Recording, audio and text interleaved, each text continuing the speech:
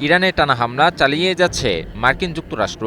এবার ইরানের বেসামরিক অবকাঠামোকে লক্ষ্য করে হামলা চালাচ্ছে মার্কিন বাহিনী। ইরানের সর্বশেষ মার্কিন হামলায় অন্তত 5টি সেতুকে লক্ষ্যবস্তু করা হয়। এছাড়াও ইরানের আরও বেশ কিছু বেসামরিক অবকাঠামো এবং উপকূলীয় অঞ্চলের বেশ কিছু সামরিক স্থাপনাকে লক্ষ্য করে হামলা চালায় মার্কিন বাহিনী। পাল্টা জবাবে মার্কিন স্থাপনাকে লক্ষ্যবস্তু করার কথা জানিয়েছে ইরানের সামরিক বাহিনী। তবে কি ইরান যুক্তরাষ্ট্র যুদ্ধ ক্রমে বিস্তৃত হচ্ছে?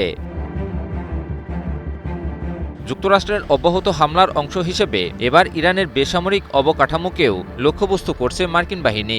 সর্বশেষ হামলায় ইরানের অন্তত 5টি সেতুতে ভয়াবহ হামলা চালানোর কথা জানায় মার্কিন সামরিক বাহিনী। এতে অন্তত 7 জন নিহত ও আরও বেশ কয়েকজন আহতের খবর পাওয়া গেছে। এছাড়াও মার্কিন হামলায় ইরানের উপকূলীয় বন্দর, খামিরের ট্রেন স্টেশন এবং দক্ষিণ পূর্ব ইরানের ইরান শহর বিমানবন্দর ক্ষতিগ্রস্ত হওয়ার খবর পাওয়া গেছে। মার্কিন সেন্ট্রাল কমান্ড বা সেন্টকম এক বিবৃতিতে বলেছে, যুদ্ধবিমান, ড্রোন এবং যুদ্ধজাহাজের মাধ্যমে সুনির্দিষ্ট লক্ষ্যবস্তুতে গোলাবর্ষণ করেছে মার্কিন বাহিনী। ইরানের উপকূলীয় নজরদারি ও বিমান প্রতিরক্ষা কেন্দ্র, সামরিক রসদ অবকাঠামো এবং সামুদ্রিক সক্ষমতার মতো কয়েক ডজন সামরিক লক্ষ্যবস্তুতে আঘাত হানা হয়েছে।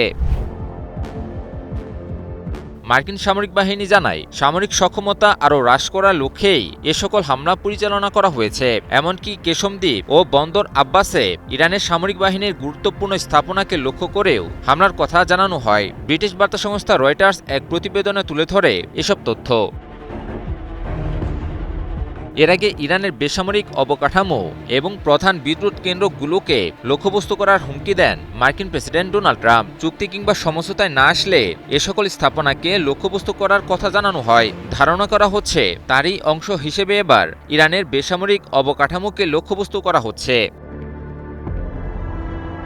তবে মার্কিন হামলার মুখে বসে নেই ইরানও। পাল্টা হামলায় জর্ডানের একটি বিমান ঘাঁটিসহ প্রতিবেশী দেশগুলোতে অবস্থিত মার্কিন সামরিক ঘাঁটিতে ক্ষেপণাস্ত্র ও ড্রোন হামলা চালায় ইরানের সামরিক বাহিনী। ইরানের সামরিক বাহিনী জানায়, তারা বাহরাইন ও কুয়েতে মার্কিন স্থাপনায় হামলা চালিয়েছে।